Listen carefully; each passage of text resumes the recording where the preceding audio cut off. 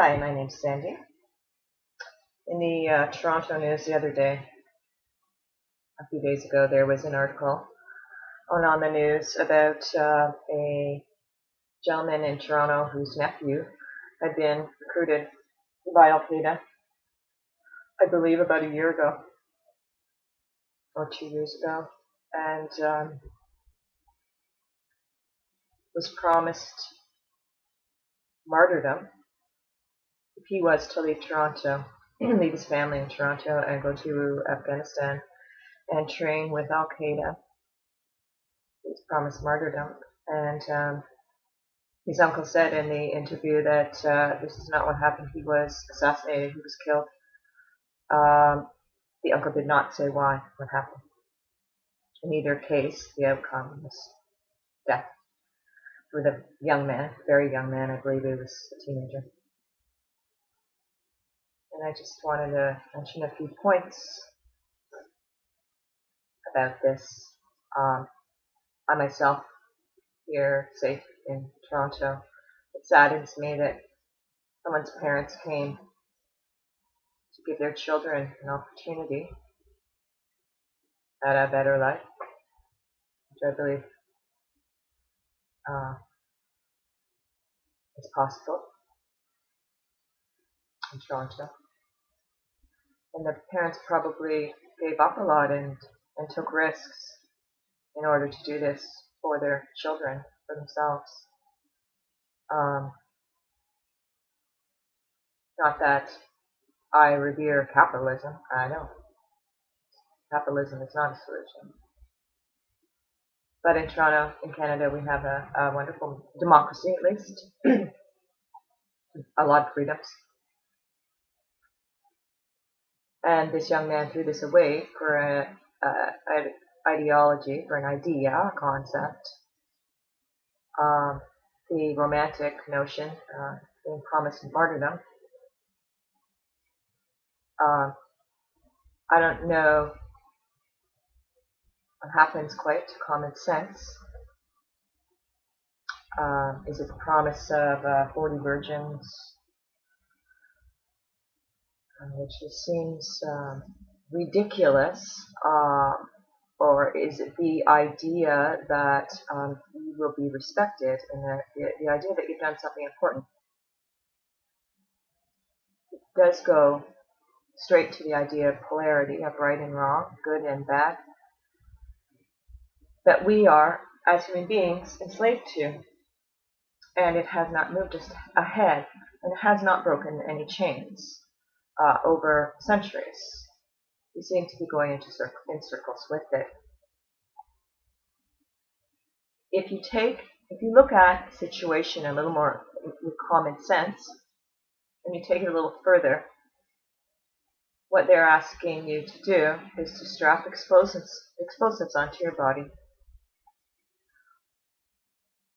And first of all, I'm not suggesting that there aren't reasons why this organization and others like it don't want to make changes. There are good reasons. The people live in poverty. The people live under rule of a dictator. I understand that, and I agree. Changes need to be made. Democracy needs to come to these places. The part I don't get is young man, young woman, strap on these explosives, walk into a public place where there are perhaps political targets, but there are also going to be innocent civilians, and blow yourself up and blow up others. Now, if you just slow down a little bit, there will be people, innocent people, perhaps like your little brother or sister or parent or grandparent, who will be in agony for a long time. Have you ever been in agony? I have. Who will be in agony because of your act, who may or may not die. They could be left maimed so that they could not provide for themselves or their family.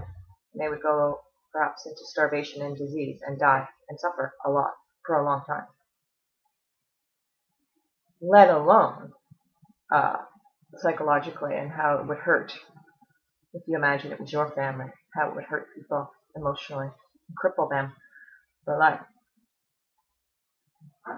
And for that, this higher being, your God, is going to reward you, perhaps with sex.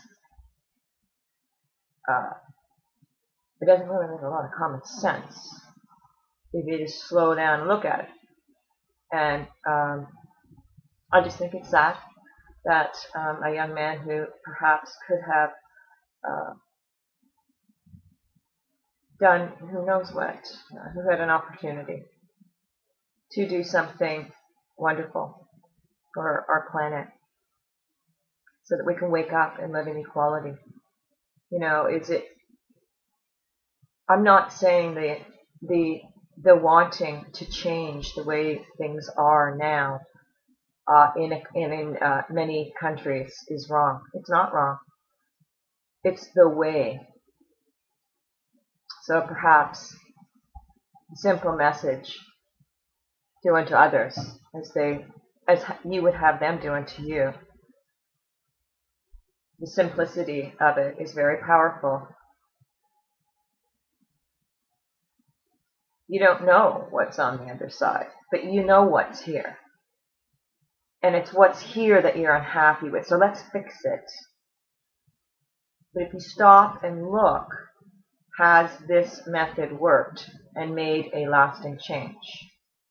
No, it hasn't. So, a destiny we're looking at stopping. Stop. Look. See what's going on. What is our mind? Why does it tell us this? Where has it gotten us? Retaliation and revenge. Back and forth, back and forth, back and forth. To what end? To what results? Better to stay and try and fix this world so that we're not aimlessly strapping on explosives and killing each other for an idea that you will be a martyr. That's in your head. It's an idea in your head. If you want to have faith is good. You can have faith here now in each other and take a step forward together that way. And think about perhaps what kind of God would suggest that having an orgasm is such a great reward for murdering and making your little 3-year-old sister suffer for days and days and days. It doesn't really make a lot of comments. Okay, that's it.